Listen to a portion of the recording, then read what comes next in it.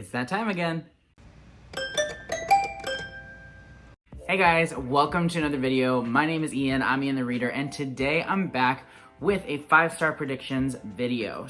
If you're new to the channel, back in late December, I made a video talking about my 5-star predictions for quarter one of 2022.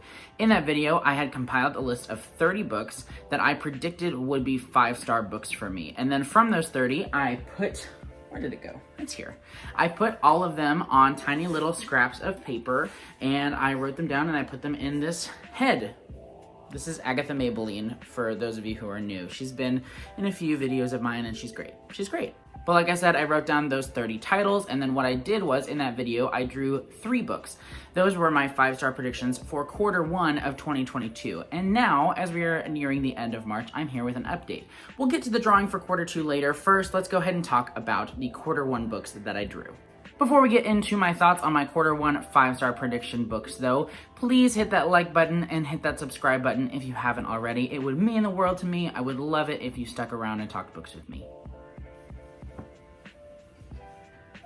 Also, normally we talk tea, but I want a cold beverage today. So I'm drinking, this is a caffeinated blackberry mandarin sparkling water from Target, and it is dope. I won't lie to you. I didn't know that it was caffeinated when I bought it, but I'm not against it. I'm really not. Okay, so the books that I drew for quarter 1 of 2022 were The Pillars of the Earth by Ken Follett, A Thousand Splendid Suns by Khaled Hosseini, and This Tender Land by William Kent Kruger. I have done it. I read all 3 of them, and I have a lot of thoughts. Let's go ahead and talk about these in order.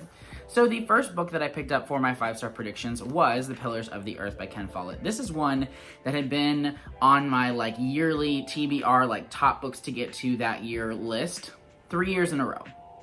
And I still hadn't read it. And I can't really blame myself. It is very, very, very long. It is very long. This copy is nearly 1,000 pages and the audiobook is over 40 hours long. So I don't blame myself for not getting to it sooner. That being said, I wish that I had, because I loved this book. Mostly. I'll get to that. So reading The Pillars of the Earth really honestly made me question my rating system, because after I read it, I realized that there were some things about this book that I absolutely hated. There's one particular plot point that takes place, the occurrence takes place in the first chapter, which is 50 pages or something like that. And the way the first chapter ends, kind of left me reeling, because I was really enjoying it, and then something happens and I was like, wait, really? And that has ramifications throughout the rest of the book. And that one particular plot point bothered me so much. But at the same time, the rest of it, for the most part, was gloriously good. So The Pillars of the Earth revolves around the building of a cathedral. This takes place over decades of time. You follow a wide cast of characters, and honestly, it is the characters and the pacing that are truly phenomenal in this book. The characters are truly beautifully crafted. I love so many of them, particularly Jack. He's such a great character. I love him so much.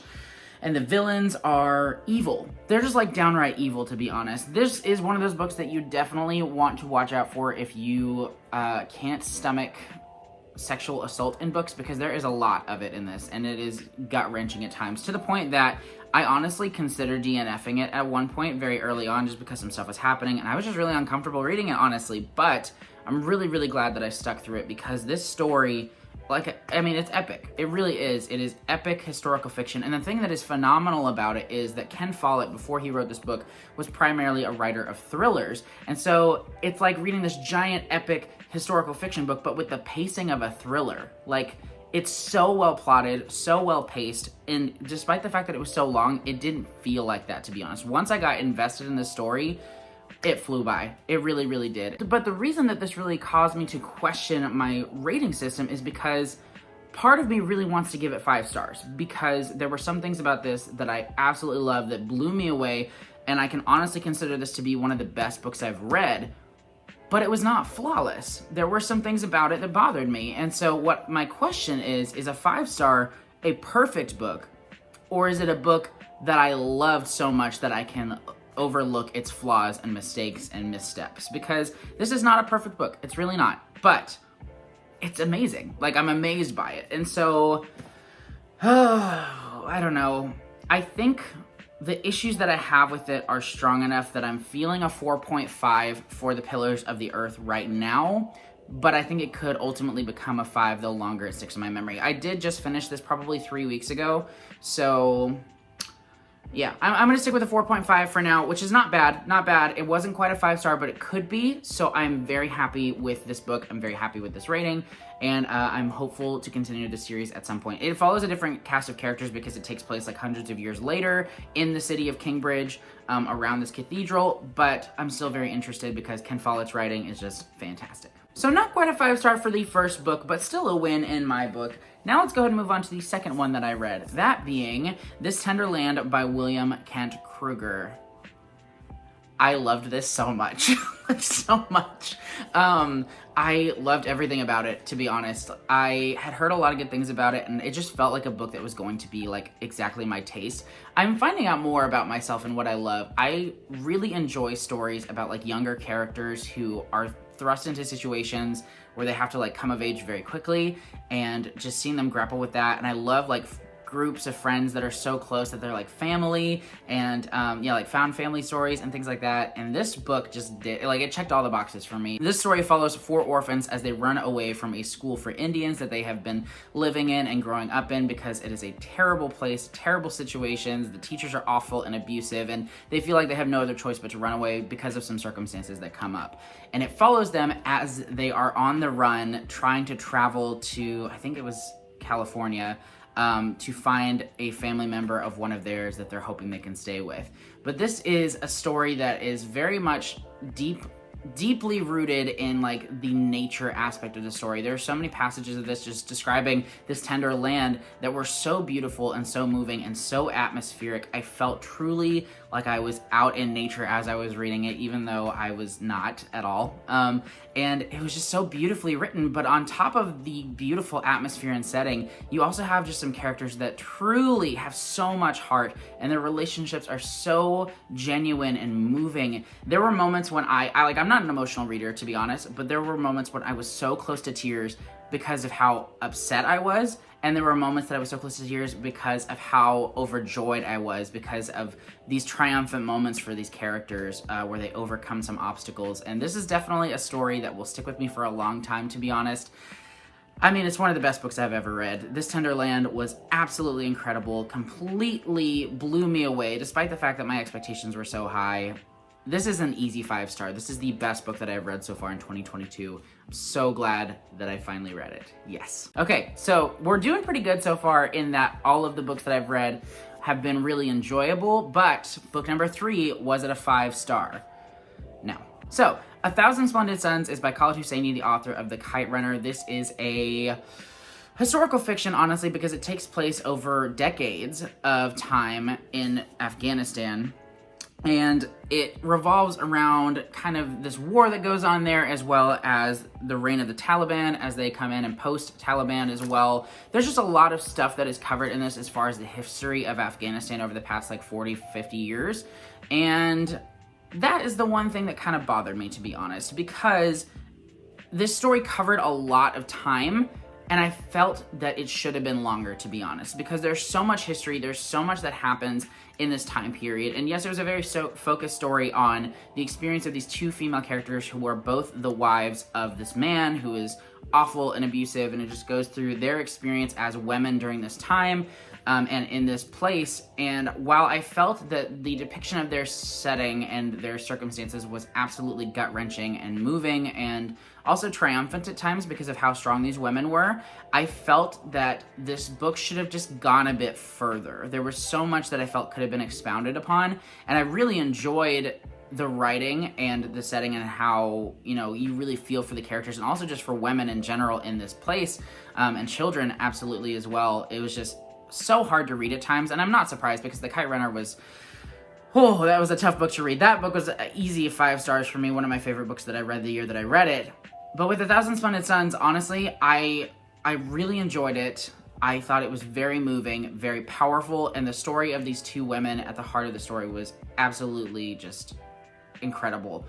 But I just wanted a little bit more from the story. I felt it should have been longer. I felt that it should have gone a little bit deeper into the circumstances of that time and that place. And so for me, I'm giving this book a 4 stars. Still a great rating, still a great book. I really am glad that I read it, But for me, it's not a 5-star, and it's not quite a 4.5-star because I wanted a little bit more from it. The Kite Runner is definitely better in my opinion. And yeah, I'm happy with a 4-star for this book though, and overall, I would say it's a win. So there you go, folks. Those are my ratings for my Q1 predictions. We had a 4-star with 1,000 Splendid Suns. We had a 4.5-star with The Pillars of the Earth, and a resounding 5-star with This Tender Land. Overall, I'm really happy with all 3 of these books. I'm so glad that I drew them for my Q1 predictions, and I'm really excited to see what I get for Q2. Speaking of my Q2 books, before we jump into those, I did want to establish a few rules for myself and just a few expectations for you as the viewer going forward. So first, of my 35-star predictions that I have in my little Agatha Maybelline head right here, all of them are books that I own. That's something that I did change because last time I had books in there that I had heard about that I thought would be really good or that I thought would be 5 stars. But this time and going forward, I've decided that all my 5-star predictions have to be books that I already own, because as much as I would love to have an excuse to buy another book, I just don't need to do that. There are so many unread books on my shelf that I'm dying to get to. So all 30 of these books are books that I already have on my bookshelf. Secondly, of my 35-star predictions, which by the way, I am going to leave all of them in a comment down below so you can just see for yourself what books I have to pick from and let me know which ones of those are your favorites. But of those 30 books that I'm talking about and I have predicted to be 5 stars, I can have a repeat author in that it's an author that I've read their works before, as clearly seen by me including 1,000 Splendid Suns when I'd already read The Kite Runner, but I'm not going to include 2 books by the same author in my 35-star predictions just because that feels a little bit like cheating.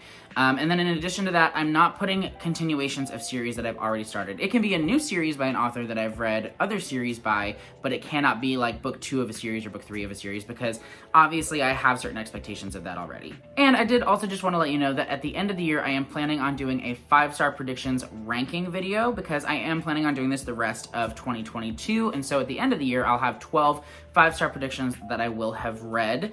And so my idea is just to obviously let you know what I thought about them as I read them and as I do these update videos, but then at the end of the year, just to do a fun little ranking and reviewing of my 5-star predictions for 2022. I think that'll be fun. All right, but no more wasting time. We're going to go ahead and jump into the predictions. Honestly, I've been so excited about drawing my Q2 predictions. Like, I've been thinking about it for weeks.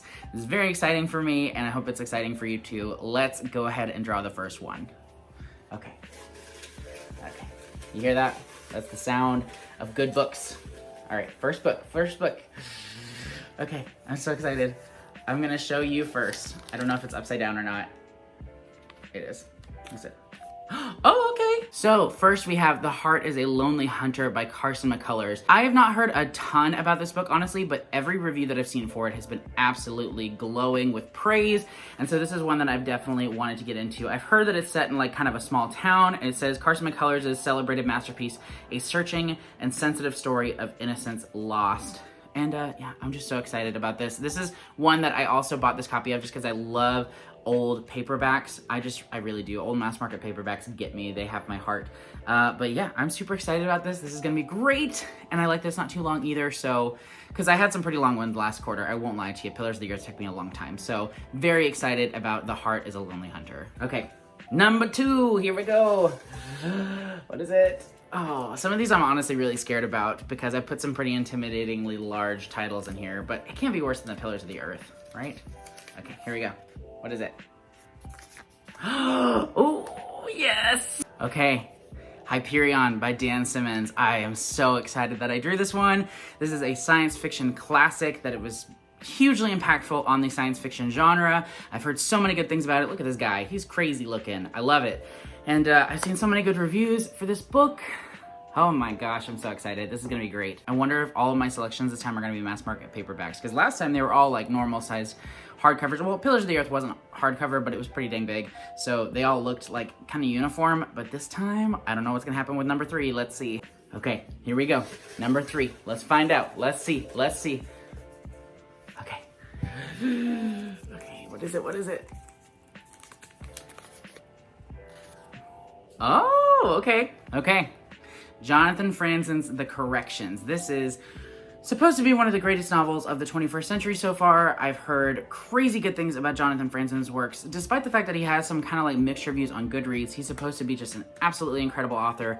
I've been wanting to try his books for quite some time. He just came out with one in 2021 called Crossroads that I've been really wanting to pick up, but this will be my first Jonathan Franzen novel, so very excited to finally be picking this up.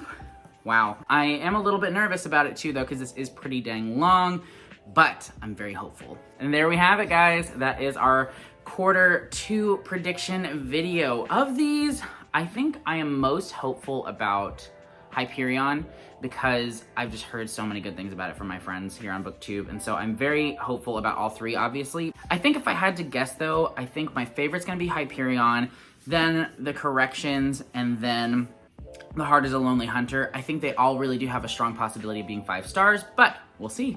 But that is it for this video. Thank you guys so much for watching. I hope that you enjoyed. Leave a comment down below letting me know if you've read any of these books, and of these three, which one you think that I will enjoy the most. Super excited about reading all of them and seeing how they fall in my 5-star predictions ranking at the end of the year. Thank you guys so much for watching though. I'll see you in the next video. Bye!